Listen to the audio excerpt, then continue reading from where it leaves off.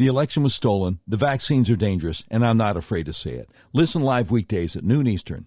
Welcome to the Doc Washburn Show, the show that talks about what you actually care about. We stream live at noon Eastern, 11 a.m. Central weekdays at DocWashburnShow.com. Minutes after each live stream is completed, the Doc Washburn Show podcast is available for download at all your favorite podcast platforms.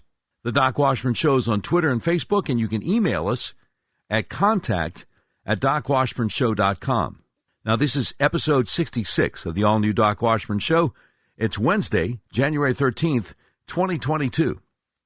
Coming up, did dismissals of safe outpatient drugs cause needless COVID deaths? We'll hear what a lot of dissenting doctors have to say about that. Yes, I was fired by one of the biggest radio companies in America, Cumulus Media, simply because I refused their vaccine mandate. Yes, it's obvious. The last U.S. presidential election was stolen. No, my old employer wouldn't let me say that on the radio. And yes, there's all kinds of evidence out there that a lot of people are having serious negative reactions to the vaccines. So this is a really different kind of talk show. We're unmasked, uncensored, and unfiltered. If you'd like to support what we do, go to our website, DocWashburnShow.com, and click on the button that says Become a Patron. All right, let's get our guest on the air and do an interview. Hello. Good morning, Clayton Fox. Excellent. Good morning. Let's do it. Excellent. Fantastic. All right. And for my listeners, we do have Clayton Fox. He has written a remarkable article over at Real Clear Investigations entitled, Did Dismissals of Safe Outpatient Drugs Cause Needless COVID Deaths? Dissenting Doctors Say Yes. Mr. Fox, your article reminds us that for the first 9 months of the COVID-19 pandemic, there were no officially approved outpatient treatments for combating the disease. From March 2020, when the virus first emerged in the United States, until November 2020, when the FDA authorized emergency use of monoclonal antibodies, health authorities for all that 9-month period just advised infected people to do little more than quarantine themselves, drink plenty of fluids, and rest unless hospitalization was necessary. So basically the government and the healthcare establishment had no advice on how to actually treat this illness, and a lot of people died. But you have a chilling quote from a doctor who dissented early from the party line, Dr. Brian Tyson, a primary care physician and former hospital intensivist in Imperial County, California, who championed outpatient treatment, said, if I'm wrong with the treatment I'm giving, people are still going to die. If I'm right, how many lives have we saved? How many can be saved? Why are we erring on the side of death instead of on the side of treatment? So it's just, Clayton Fox, this is a question that millions of Americans want an answer to. Do you have any idea what the answer to that is? Wow. Well, I think it's a multi-dimensional answer, if there is one. Yeah. I mean, certainly there are people, across the spectrum who have various answers. I can say that these doctors that I spoke to, both in California, in Texas, in Honduras, in India, all over the world. Yeah. The sense I got from these people was that when this all started, they had confidence in the medical institutions which nurtured them, gave them their careers, and have guided them, right? So right, sure. From medical school all the way up to the FDA. Yeah, that would stand to reason, yeah. And what I've noticed in speaking to them, over many months, is that these people are not inclined to be conspiratorial thinkers. They're not inclined to ask, questions they don't want the answers to. Right. But they're very sad. More than, I think they're angry, yes, but they're also very sad at the response over the last 2 years and how the practice of medicine in a lot of ways has been denigrated. And so, after all this time dealing with what they consider to be, unjustifiable interference in the practice of medicine, they have started to turn a little bit from sad to angry because there is no good answer. I mean, there is no good answer. I'll give you a few thoughts. Sure. One, follow the money. Right. It's sort of obvious to say, and Senator Ron Johnson has been pretty forthright in his opinion that a lot of this has to do with money. And, in the piece, if people are able to read it, we do sort of catalog a little bit the saga of molnupiravir, which is the outpatient pill developed by Merck. And if you look at the saga of this pill, it's quite interesting in terms of, potentially a profit motive. It's an antiviral pill. It's been in development for many years. It started out as a drug to combat Venezuelan equine encephalitis virus, and then they repurposed it when they thought maybe it would be effective against the coronavirus. Long story short, it was in the pipeline at first. Now, what's interesting is Merck was the original creator of ivermectin, that little controversial anti-parasitic pill that everyone's talking about. Right. Merck developed ivermectin when it was first authorized for use in humans in 1987, so it's been around for quite a while. But, of course, by now, ivermectin is off patent, which means anyone can make it. It doesn't provide Merck with a particularly great profit at this point, right? And it's not an expensive drug to begin with. It's a very inexpensive drug. So last year, when ivermectin was getting a lot of attention early in 2021, and people were talking about it as a potential, I won't say solution because we'll get into that. There is no one pill solution to COVID. But when people were excited about ivermectin, Merck put out a press release denigrating ivermectin, saying that there was no proof it was helpful in COVID and that it was potentially unsafe. Now, that's very odd for a lot of reasons. First of all, why is a pharmaceutical company getting involved in the practice of medicine, period? Yeah.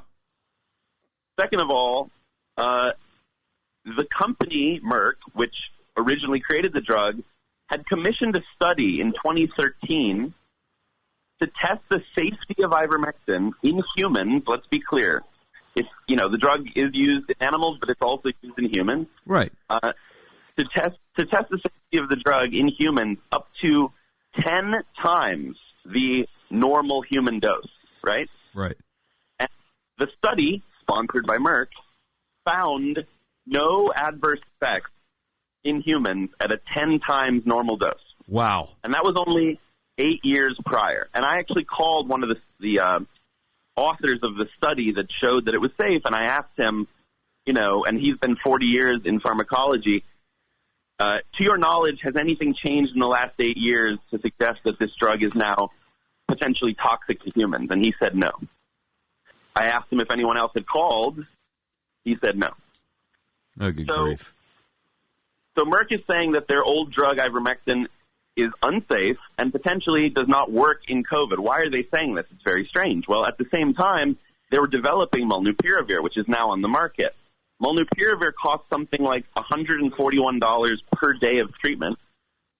Ivermectin costs, depending on the dose, something like $19, $30, $45 per day. So, 1/3 of the cost or less, and depending on where you are, it could be much, much less. In other countries, ivermectin is, a few dollars a pill maybe. So profit motive, right? That's one thing. And unfortunately, the FDA and the NIH and, our agencies have some financial conflicts of interest with the pharmaceutical companies. Sure. And so Senator Johnson would say, why didn't we have early treatment options with cheap, safe, easily available repurposed drugs? Because some people were helping their colleagues in pharma with an alley-oop, so to speak, and waiting for these more expensive new therapeutics to come out.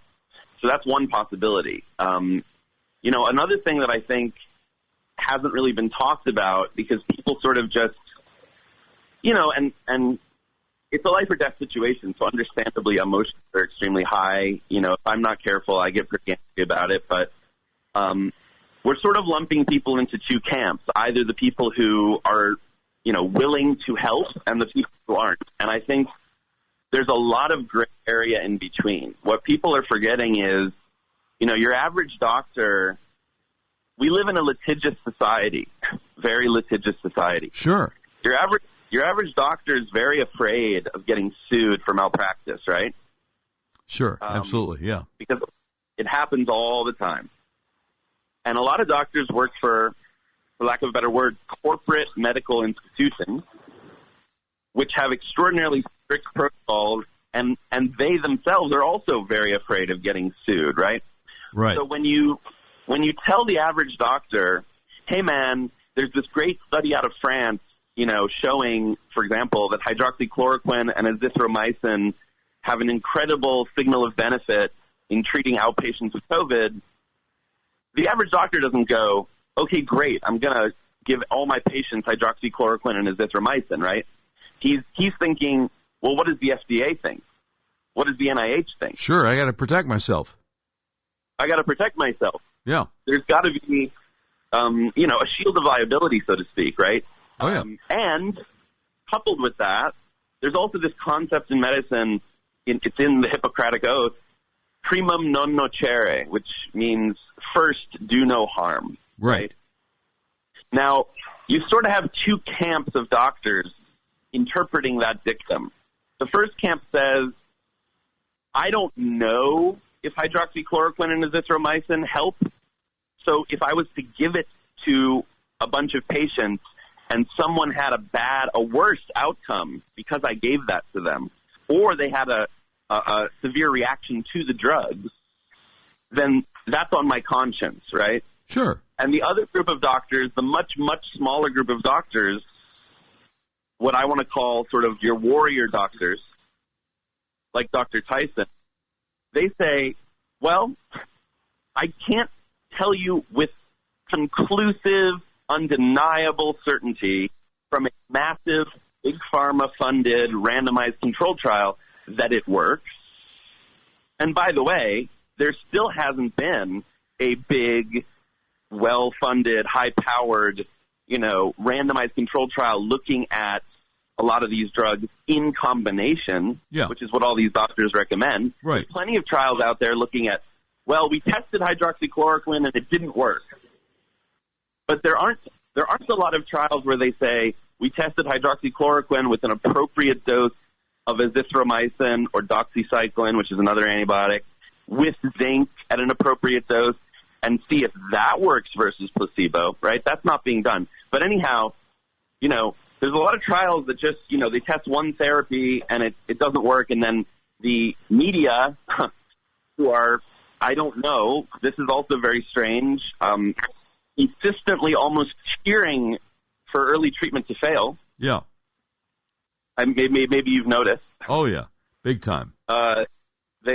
They put out a lot of various equivocating sort of negative articles about, any of these repurposed drugs, and then any of the doctors who are advocating for them are, they're quacks. Doesn't matter if they're 40-year veterans with a history like Dr. George Fareed, who's actually quoted in the piece as well. Dr. Tyson's partner, George Fareed, worked at NIH. He was a virology researcher when he was a young man. Then he went into private practice, but to call the guy a quack, it's beyond. I don't really know how to describe it. It's extremely insulting. And anyway, my point was, I'm sorry I got a little off track. No, it's okay. There's two types of doctors. There's the doctors who say, I can't give these treatments because I don't want to do any additional harm. And then there's the very small group of doctors who say, I know these drugs. They're FDA approved. Now, they're FDA approved for other indications, but they are FDA approved drugs. Right. And they're safe drugs. They've been used in millions, probably billions of patients at this point when you look at hydroxychloroquine. I mean, it is the ubiquitous treatment for malaria, lupus, rheumatoid arthritis. Ivermectin's been used in hundreds of millions, probably close to 1 billion patients globally. So they're saying, I know the drugs, generally speaking, have a great safety profile. If I do nothing, when there's good evidence to suggest these things show a signal of benefit, then they see that as doing harm. Absolutely. So it's kind of there's this nuanced question in the medical community, I think, about what is harm. And I think a lot of doctors, it's not that they're murderous. It's not that they want their patients to suffer with COVID. It's that they're afraid of getting sued. And they also are very cautious people. These are not, generally speaking, warriors, okay? Yeah. I wish maybe more of them were, but that's not the personality type. So I think there's a psychological element as well. Yeah, I have no doubt about that. But every once in a while, the word gets out that to use the old story, the emperor is wearing no clothes. Every once in a while, it just becomes so obvious. I mean, in your article, you link to a tweet from the FDA from August of last year, which says, "You are not a horse. You are not a cow. Seriously, y'all, stop it." In other words, they don't want people taking ivermectin. And, I go back to December of 2020. I was about to fill in for a nationally syndicated talk show host named Mark Levin, and I noticed there was a doctor named Pierre Corey out of Wisconsin who testified at a subcommittee that Senator Ron Johnson was in charge of. And it's the first time I ever heard about ivermectin, and he was just saying, look, this stuff works. We've been using this for months, and it works, and people get better. And I'm just tired of seeing people, needless deaths of people who don't need to suffer, don't need to die if you just give them the ivermectin. And, the government and the healthcare establishment came down on that like a ton of bricks, and they continue to. About the same time that the FDA did this tweet that's embedded in your article, there was a concerted effort. I was doing local talk radio in Little Rock, Arkansas. There was a concerted effort by UAMS, the University of Arkansas Medical System. They planted stories with all the local TV stations, and 3 out of 4 just ran with it, that ivermectin, the developers of whom a few years earlier had won a Nobel Prize for its use among human beings, that ivermectin is horse paste, and people are calling poison control centers because they'd OD'd with this horse paste, and you don't want to take horse paste. And I recall seeing the evening news anchors at Fox 16 just kind of chuckling that people will be stupid enough to take horse paste. And I'm thinking, well, you're stupid enough not to be journalists and not to check on what you're being handed on a silver platter. But they didn't because they're not journalists. And it's very frustrating. Absolutely. And as to the question of journalists, there's a section of my piece that we took out. We just didn't have enough space. But, there's a lot of quote-unquote journalists out there who, for whatever reason, in this pandemic have really not done just bare bones reporting, which would be if someone makes a claim and you're going to mock them, you should probably check on the claim. Right. See, if there's any truth to it. For example, and then I just want to quickly say this and we'll get back on track. Sure. There was a reporter I saw on Twitter, right? Because everyone, all the journalists are on Twitter, which is disgusting in and of itself, but whatever.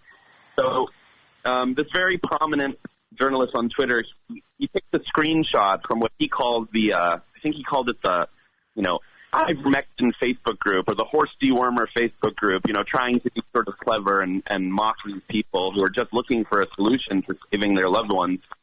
And someone had posted in the group, in the chat, something about, hey, does betadine help with COVID-19? Betadine is a antiseptic. It's povidone iodine mouthwash. It can be used on cuts and scrapes, whatever, but they formulated also a mouthwash version you can gargle. And betadine also makes a nasal spray. I'm not doing an ad for betadine, by the way. This is just an example of journalistic malpractice. Betadine also makes a nasal spray. The active ingredient is iota-carrageenan, right? Yeah. Well, anyhow, this journalist, so-called, is mocking these people saying, oh, look, now they think they found another solution with this, antiseptic that's meant for cuts and scrapes, kind of alluding to Trump with the drink bleach thing. And it's all of a piece, when you're sort of mocking people. And the point is he didn't go look what is the range of products that Betadine makes, and is there any reasonable supposition that they might actually help with COVID-19? Well, guess what? There have been now, I believe, I know for sure one, if not multiple studies showing that the active ingredient, both in the mouth gargle and in the nasal spray, have antiviral activity against SARS-CoV-2. Okay. So to say blanket statement, oh, these people are morons, look at they're asking about Betadine, it's terrible journalism, because the facts are it's a reasonable question. There's scientific evidence to promote the fact that using some nasal spray with iota-carrageenan, using a mouth gargle, a throat gargle with povidone iodine actually can kill COVID and potentially, therefore, reduce your viral load, which could potentially reduce your symptoms. So it's just negligence. There's a lot of negligence. I don't know. Yeah, well, like you said, Senator Ron Johnson says follow the money, and there's a lot of money involved here. I noticed that your reporting said that when Merck came out with this odd statement about ivermectin potentially not being safe for human beings, 8 years after they did a big study insisting that it is safe for human beings, they didn't mention that they had a much more expensive treatment in the works. No, and you see this across the board. I mean, so, there's so much to get into. I don't know. I don't want to talk your ear off about it. No, it's okay. The topic is massive. So let's look at something, for example, that actually does cost a lot of money, that the government has been behind from the beginning, and which has been misused. And that drug is called remdesivir. Yeah. Remdesivir is an antiviral drug. It was originally created, I believe, to fight Ebola virus. For whatever reason, it was repurposed to fight COVID-19. I suppose they looked at the properties of the drug and thought, well, maybe it'll work. For whatever reason, this antiviral, from almost the beginning of the pandemic, was very enthusiastically cheered on by Tony Fauci and the institutions, and put as part of the standard of care, meaning, all patients should receive when they go into the hospital. Yeah. Now, there's several problems with this. And let's be clear, remdesivir is a very expensive drug. Sure. Okay? It's a new drug. It is repurposed, but it's expensive. And here are the problems with it. First of all, it doesn't work in hospital, right? Yeah. Because it's an antiviral. Now, the thing about antivirals, if you remember Tamiflu from the last pandemic, right? Tamiflu was a bust. Why? Because you have to take it within 24 to 48 hours to have any effectiveness, right? You have to take it at the very beginning of the viral illness to kill the virus before the virus does its damage, right? Yeah. Same story with COVID. If you take an antiviral drug and you give it to someone who's already hospitalized, which means they've been sick probably for more than a week, more than 2 weeks even, yeah, the viral phase of the illness, and this is important for your listeners to understand because this hasn't been communicated. COVID has multiple phases, right? Right. It starts with a viral illness where the virus is spreading in the bloodstream, right? And that lasts for days to maybe a week. And that's where you get the flu-like symptoms, I have a terrible headache, I have a sore throat, whatever. What really kills you with COVID is not the viral phase of the illness. It's the inflammatory phase. Right. Which comes later. Exactly. Now, they can sort of overlap, but generally there's 3 stages. There's viral, inflammatory, and finally, and this is really dangerous, the thrombotic phase, where your body is riddled with blood clots. And in a lot of cases, that's what kills people in the hospital. So giving people an antiviral, once they've passed the viral stage, it's like throwing a police officer a Kevlar vest after he's shot. Yeah, exactly. Why would you do that? Okay, so problem number 1 is multiple studies have now shown remdesivir has no application in hospitals. Also, okay, you broke up a little bit there. Multiple studies have shown remdesivir has no application in hospitals? No effectiveness. Okay. And the World Health Organization, WHO, literally released a statement many months ago now saying we do not recommend. We recommend against remdesivir in hospitalized patients. Yeah. But for whatever reason, Tony Fauci and the NIH are still recommending it for hospitalized patients. Also, the drug has been shown to have extreme toxicity to your kidneys. So not only does it not help, it might be hurting you. Oh, boy. Now, here's what's interesting. This is an expensive drug that clearly Fauci and the NIH are in love with and have been since almost the beginning. It's not effective in hospital. In fact, it might be dangerous. But there are studies to show, and also just common sense, would suggest that it could be useful in outpatients, right? So people you catch early enough, in other words. Correct. If you were to give someone remdesivir early in the course of illness, it actually has shown to be helpful, right? But the first time that the NIH, their treatment panel, they have a panel of doctors who put out recommendations for treatment, which, the average doctor takes a cue from them. That's where they get their cues, right? Yeah. The NIH did not essentially recommend remdesivir for outpatient treatment until, drumroll, December 23rd, 2021. So what's the holdup? I don't know, but my point is, while they're also suppressing inexpensive drugs for outpatient treatment, right, and obfuscating them and denigrating them, they had a very expensive, fancy new toy, which actually could be helpful in outpatients, and they don't publicly make that conclusion until about a month ago, after however many hundreds of thousands have suffered. So, now granted, remdesivir is difficult to administer. You have to get an IV drip, etc. But for people in extremely high-risk categories, you would think if they wanted to help, that would have been part of, a panoply of options that were presented to medical centers around the country many, many, many, many months before the end of 2021. I know that was sort of a long-winded example. The point is, it seems like the institutions really aren't interested in outpatient care. They're not interested in inexpensive drugs, and they're not interested in expensive drugs. Some months back, the governor of Arkansas, back when I was still doing local talk radio in Little Rock, Arkansas, the governor of Arkansas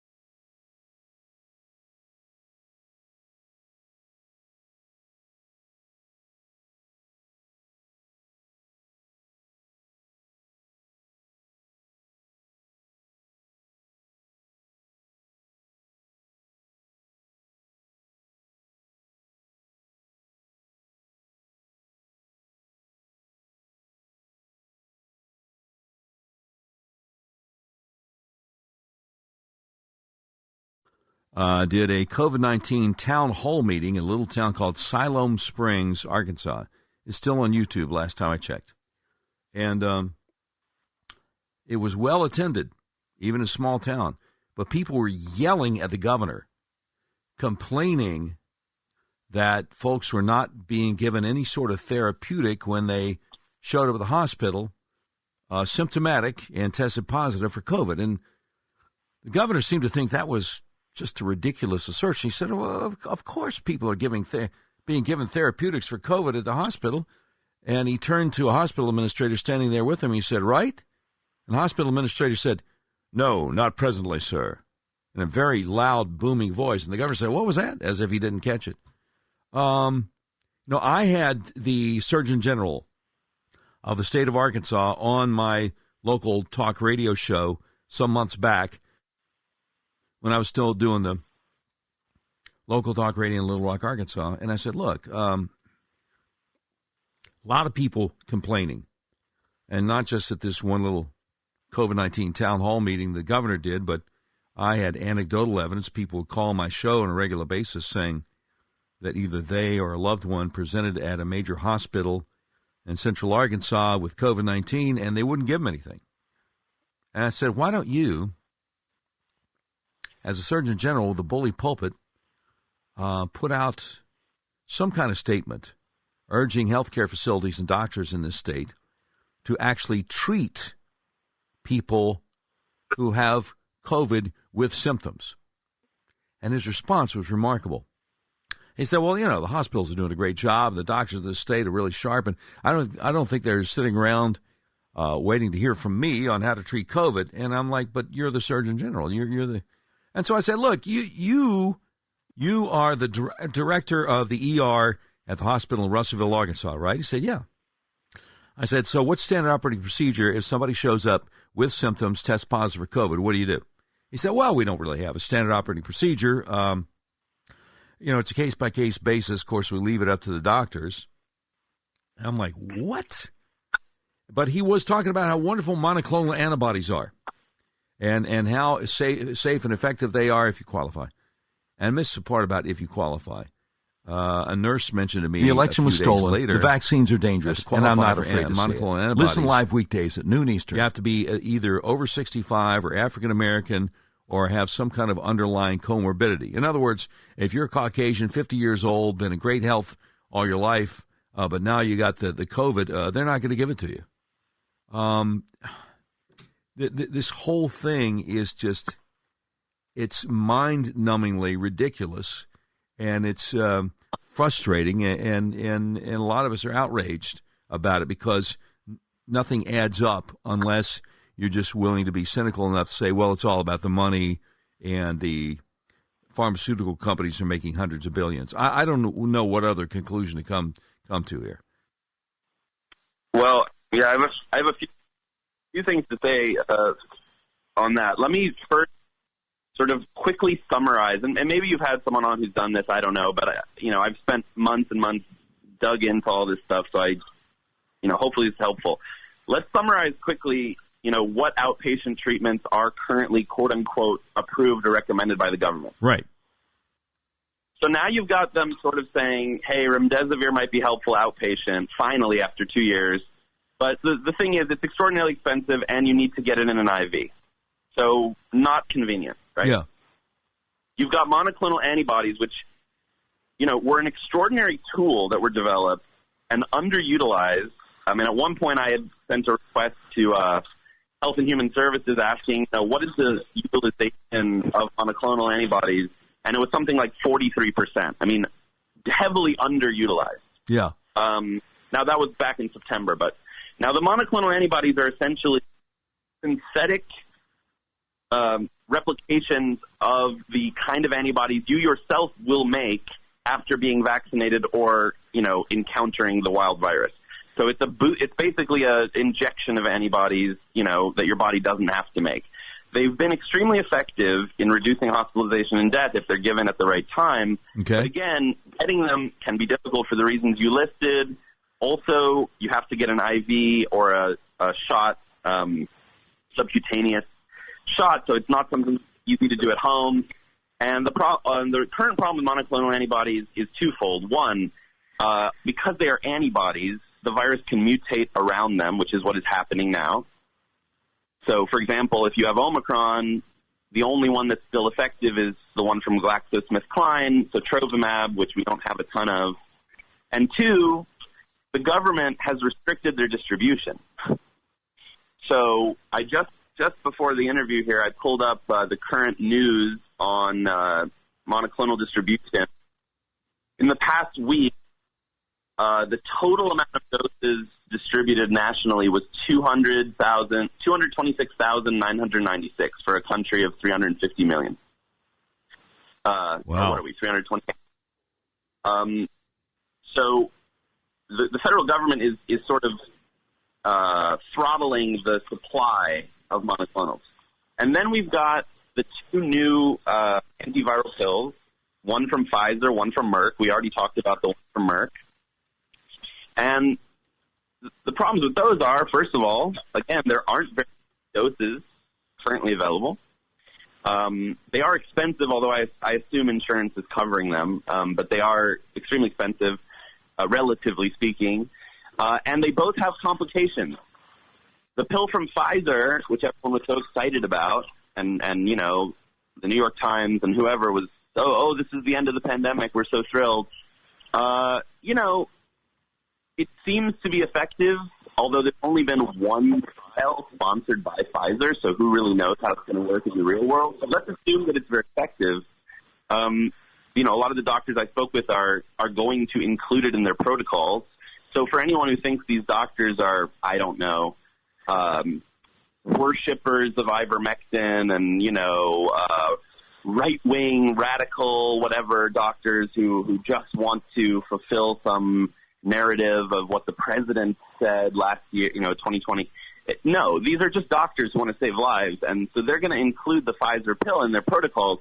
But the Pfizer pill does interact with a lot of common drugs, you know. So if you take statins, for example, which my parents take statins, a lot of people take statins. Yeah, you have to be careful and talk to a pharmacist because one of the ingredients in the Pfizer pill, one of the drugs in the pill, interacts heavily with a lot of common drugs, so that makes it tricky to administer. And the drug from Merck, there's all sorts of safety issues with, which we don't need to get into now. You can go Google it, but you know, for that to be widely distributed would be extremely complicated and honestly, maybe dangerous, possibly. So those are the outpatient options. After 2 years of us all living through hell, those are the outpatient options, right, according to the authorities. They're not easy. They're not readily available.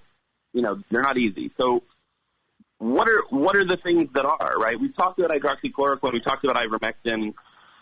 But you know what's going to shock you, and was in the peak, you know, there's never enough room, right? Right, sure. Here are four drugs and or supplements that multiple studies have now shown to be extremely helpful for outpatients, right? Vitamin D. Yep.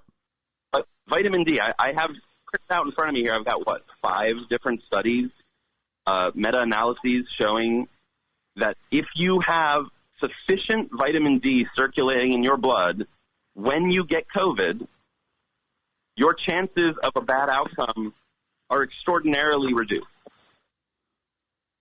There you go. It's a vitamin. You can get it anywhere.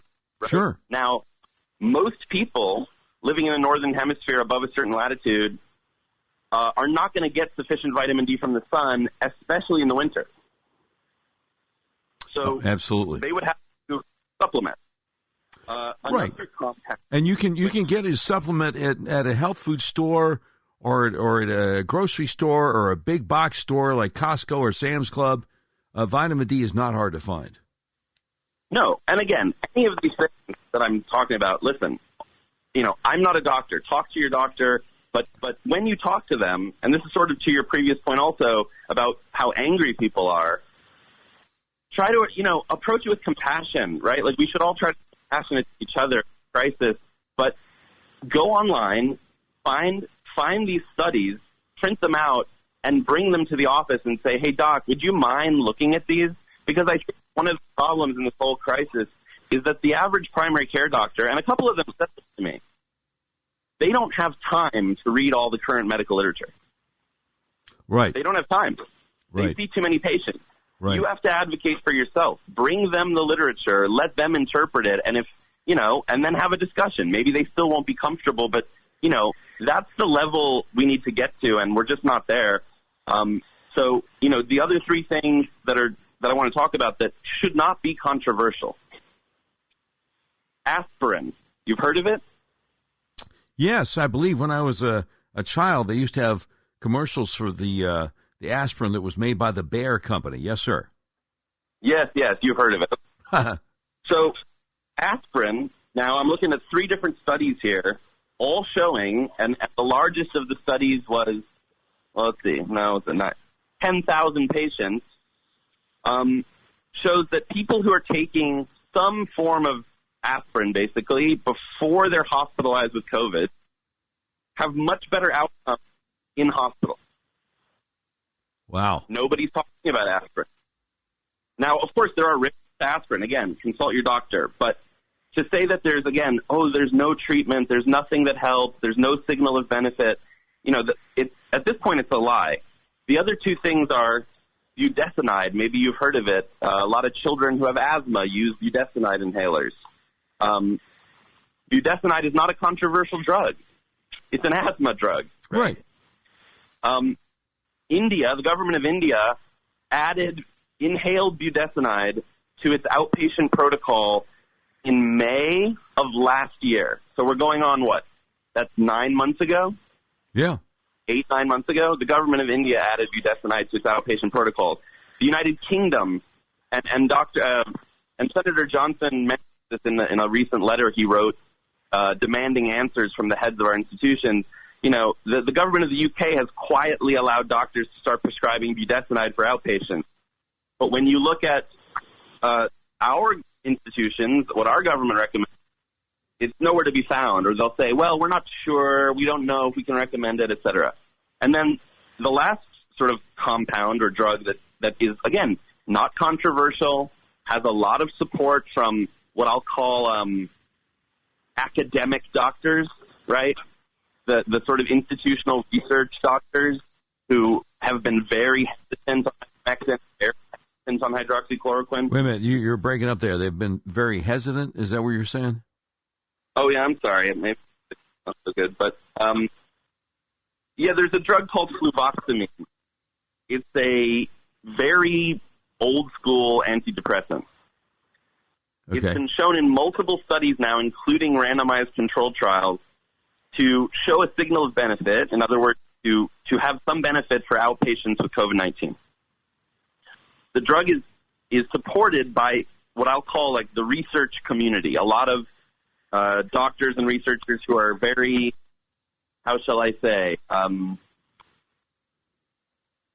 careful, thoughtful, follow the rules, etc.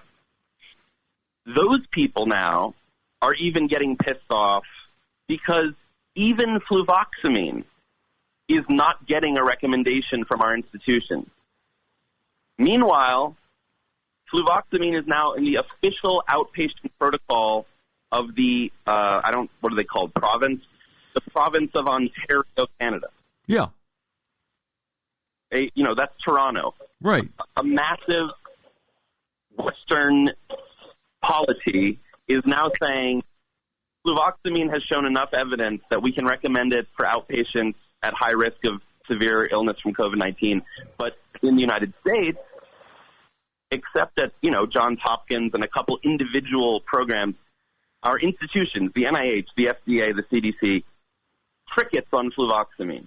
So, we could go on all day. The point is, there is a massive base of evidence which has been accumulated by very hardworking, well-intentioned doctors and researchers around the world, showing things from aspirin to Fluvostamine to ivermectin to vitamin D make a difference for most people if they're received early in the course of illness, in the first week of illness. They make a difference from your reporting in the overwhelming majority of people if they get it on time.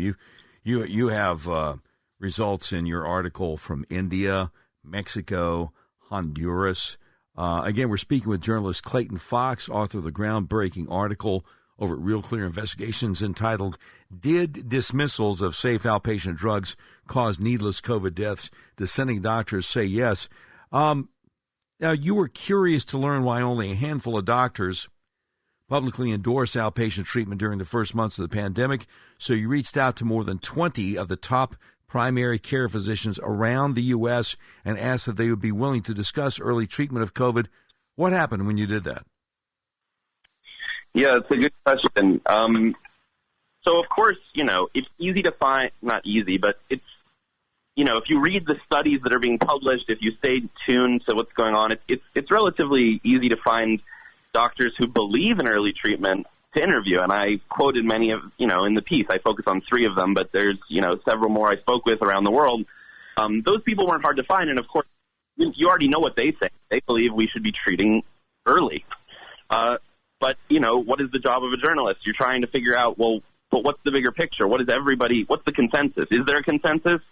If not, why not? So I basically cold called and emailed at least 20 primary care physicians around the United States, many of whom I pulled from a sort of who's who of good doctors, and I got no responses. I mean, I was no very responses. Clear, and I didn't approach it in a confrontational way or anything. I simply said, I'm writing a piece on early treatment. I'd love to speak with you and get your thoughts on, outpatient protocols for COVID-19. And, cricket. Wow. So now they could be, who knows? They're busy. They don't know real clear investigations. They don't care, whatever. The point is, it is indicative of a larger, problem with our medical community vis-a-vis COVID and treatment. I mean, I also reached out, and we had to take this out of the piece, but I also reached out to the dean of the Harvard Medical School, the dean of the University of Washington Medical School, which is the #1 primary care medical school ranked by U.S. News and World Report. I reached out to the dean of the University of California, San Francisco, and the CEO of the Mayo Clinic. All I got, and the question basically was, can we talk early treatment? Can we talk about what your very esteemed institutions are working on to develop some helpful guidance for other professionals about how to approach treatment of COVID-19? And essentially all I got was, we refer you to the NIH guidelines. We refer you to the CDC guidelines. Sure. We are following the government. We are following the guidelines. And what's really crazy is when I reached out to the Mayo Clinic, and everyone, we know the Mayo Clinic, right? It's one of the great medical institutions of the world. For many years now, yes. So you would think the Mayo Clinic would have, I don't know, some interest in developing some innovative approach to saving lives or something. You would think, yes. When I reached out to their press person, and again, remember, all I said was, I'd like to discuss outpatient treatment with the CEO. I'd like to know what he's doing, what the Mayo Clinic's up to. I got a very odd response. And the response was essentially, if this is political, we don't want anything to do with it. Political. I hadn't said anything political. And, I mean, sure, real clear, I guess. Some people think of it as a slightly conservative-leaning publication, but it's one of the most even-handed platforms I'm aware of. I mean, when I go on Real Clear Politics, Real Clear Investigations, or whatever, I see all kinds of links to articles written by conservatives, moderates, liberals, I mean, across the political spectrum. Correct. I mean, correct. So when they say, okay, if this is something political, we don't have anything to do with it. Did you consider responding? Okay, what if it's not political? Well, I don't remember how I responded, but it was quite clear to me that basically the discussion of outpatient treatment has become so toxic. For whatever reason, it's become so, I don't know, anathema to the institutions and to what, let's just, for lack of a better word, call sort of like the elite media consensus. Yeah. That they jump, that the press secretary of the Mayo Clinic jumps to this sort of assumption that I'm fishing for a political angle, when all I'm really trying to do is gather evidence and information about what various institutions are doing in their approach to, hopefully helping people and saving lives. I mean, it was an absurd response, but I think it shows another element we haven't really discussed, which is, unfortunately there is a political element to this conversation. Sure. When you look at the Congress people and senators who have consistently spoken up, written letters, gone on television to talk about why aren't we treating this disease, they're all Republicans. I mean, that's just a fact. The doctors I spoke with, I have no idea what their political affiliation is. Right. I have no idea. I don't think they're all conservative. They're all liberals. Some of them, they're in India, they're in Honduras, they're in Israel, they're in France. They don't care about American politics. And they're all doing the same thing. And that's what I think, I hope people will read the piece just to get this message that there are doctors around the world who have been fighting the fight for early treatment, some more successfully than others. So to reduce it to a political question, if you support, for example, my guy in Honduras, Dr. Fernando Valerio, he is an ICU doctor primarily, right? He's one of 4 hospital intensivists in a city of 1.4 million. Yeah. They don't have the resources we have. So it was clear to him very early on, if I don't come up with some way of slowing the flow of patients into my hospital, it's going to be a bloodbath. Right, exactly. And you just can't have that. He goes to the government and he says, here's what I think we should do. And luckily, to some extent, the government of Honduras listened, and it seemed to really make a difference in terms of stemming the tide of mortality. Well, what's his protocol? Well, it's changed because, like all intelligent people, he's able to change his opinion based on new data. But his protocol has always included some combination of ivermectin with an antibiotic, with aspirin. Now he has Fluvostamine. There's an anti-inflammatory drug he uses called colchicine. These are all very old, very safe, FDA-approved drugs. Long story short, he's in Honduras. His decision to use this drug protocol and combination for outpatients has nothing to do with President Trump. Right. Has nothing to do with President Biden. Has nothing to do with whether you're a good liberal or a good conservative. The fact that in America we can't even have a discussion about saving lives without tying it to the toxic political discourse, I mean, it really is very sad. Yeah, it is. It is. I tell you what, Clayton Fox has done a fantastic job here at realclearinvestigations.com. The article is entitled, Did Dismissals of Safe Outpatient Drugs Cause Needless COVID Deaths? Dissenting Doctors Say Yes. Mr. Fox, you deserve a lot of praise and probably awards for this article because, this has been kind of in the back of people's minds, kind of like the elephant in the room, especially for folks who have had loved ones who have suffered from this malady, who are wondering why they can't get treatment. I really appreciate you coming on the program. Is there anything else that you think my listeners should know before we wrap this up? Yeah, I really appreciate that, and I appreciate all the time you've given me. Sure. To talk about this. You and I could go out for coffee and talk for hours, but let me just leave you with a couple quick thoughts. That I want to emphasize. One is, for the most part, none of the doctors I spoke to have any fantasy about one magic pill solving this crisis. They prescribe many drugs in combination to treat, this infectious disease. Okay, you're breaking up. They've prescribed many drugs. What now? Oh, just that all the doctors I spoke to pretty much would want everyone to understand that they're not saying there's any one magic solution. Right. They highly encourage the exploration of multi-drug cocktails and really treating the variety of sort of sequelae or symptoms associated with COVID-19. So this idea that we need to have some battle over whether ivermectin is a magic pill or not, I mean, that's not the point. Also, they'd want to emphasize that all these drugs are FDA approved. They're just being used, quote-unquote, off-label, but that's very common.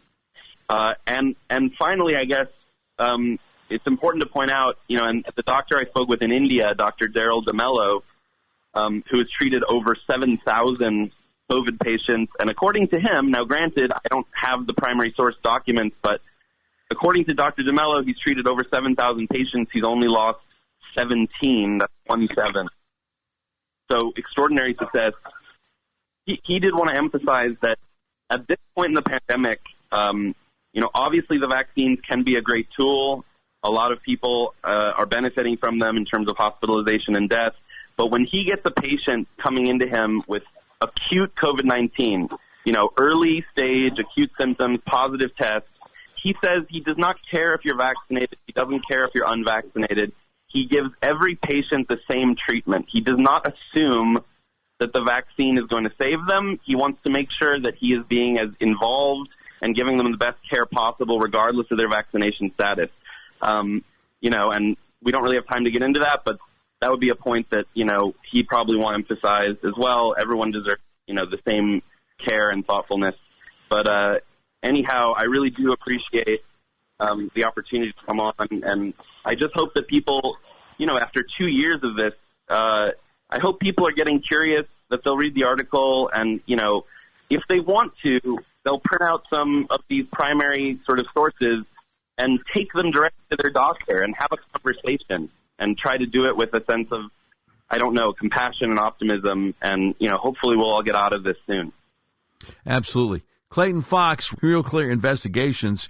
The article is entitled, Did Dismissals of Safe Outpatient Drugs Cause Needless COVID Deaths? Dissenting Doctors Say Yes. I shared it on my Facebook page and my Twitter page. Mr. Fox, you have done a wonderful job here, and may have even saved a few lives yourself, and we appreciate you. God bless you. Have a great day.